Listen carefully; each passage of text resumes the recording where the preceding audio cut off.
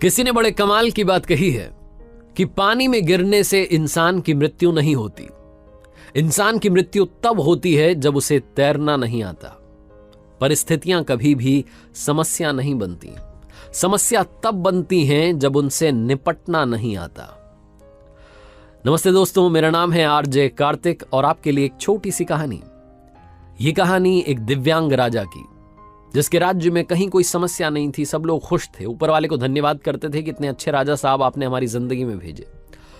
वो राजा दिव्यांग था, उसकी एक आंख नहीं थी, एक पैर नहीं था, लेकिन राजा को इस बात का कोई मलाल नहीं था। एक दिन राजा अपने महल की गैलरी में घूम रहा था, उस गलियारे में घूम रहा था और पोर्ट्रेट्स देख रहा था। जो शानदार पेंटिंग्स लगी थी उनको देख रहा था। वो जो शानदार पेंटिंग्स थी वो उसके पूर्वजों की थी, उसके पिताजी की, उनके पिताजी की, उनके पिताजी की। और राजा घूमते घूमते उन पेंटिंग्स को देखते देखते, निहारते हुए सोच रहा था कि कितने शूरवीर खानदान में मुझे जन्म लेने का मौका मिला। ऊपर वाले का धन्यवाद है, मेरे पिताजी इतने शूरवीर थे, उनके पिताजी इतने शूरवीर थे। वो देखता चला जा रहा था और जब आखिरी पेंटिंग को देखा और उसके बाद में खाली जगह को देखा तो चिंता में पड़ गया। उसे मालूम था कि अब यहां पर जो पेंटिंग लगेगी वो उसकी लगेगी।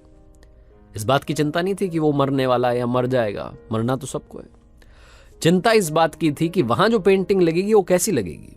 राजा सोचने लगा कि मेरी एक आंख नहीं है, एक पैर नहीं है, इस गलियारे में इतनी शानदार पेंटिंग्स लगी हैं, मेरी वाली सबसे खराब लगेगी, सबसे भद्दी लगेगी। उसके अंदर ही अंदर चिंता होने लगी।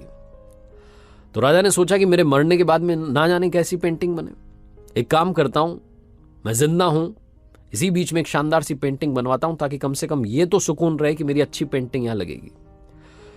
तो उस राज्य में ऐलान करवा दिया गया, पेंटर्स को न्योता दिया गया कि आप आइए और राजा साहब की तस्वीर बनाइए। शानदार तस्वीर बनाएंगे, शानदार इनाम मिलेगा।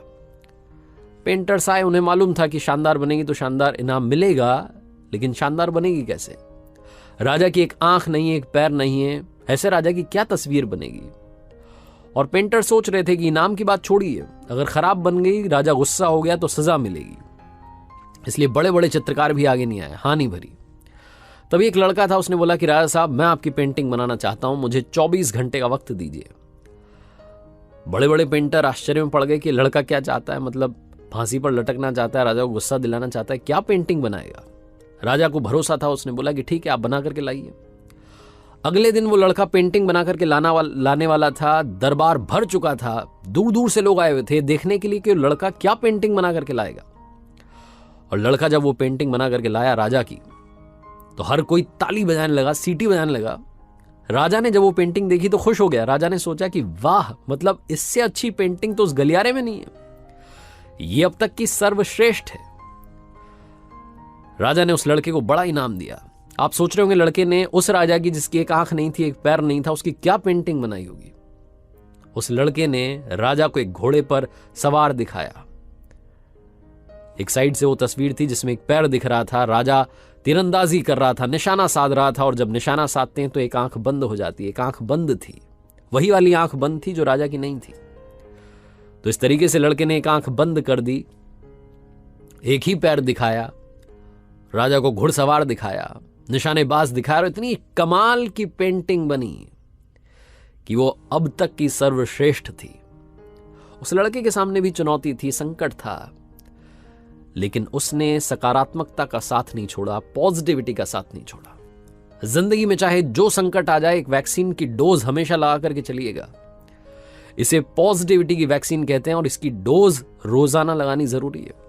जिंदगी में चाहे जिस मुकाम पर आप हों, जिस संकट में आप फंस जाएं, जिस भी स्थिति में आप हों, अगर आपने पॉजिटिविटी की वैक्सीन लगा रखी है तो यकीन मानिए आप उस संकट से बाहर निकल आएंगे। बस आपसे इतना सा कहना चाहता हूं कि जिंदगी में उम्मीद का साथ मत छोड़िएगा, क्योंकि जिसने उम्मीद का साथ छोड़ दिया, जिंदगी उसका साथ छोड़ देती है। हर पल सकारात्मक रहिए, खुश रहिए, प्रसन्न रहिए, ऊपर वाले के आशीर्वाद के साथ, अपनों के प्यार के साथ और अपनी अच्छी और सच्ची मेहनत के साथ। कर दिखाओ कुछ ऐसा कि दुनिया करना चाहे आपके जैसा।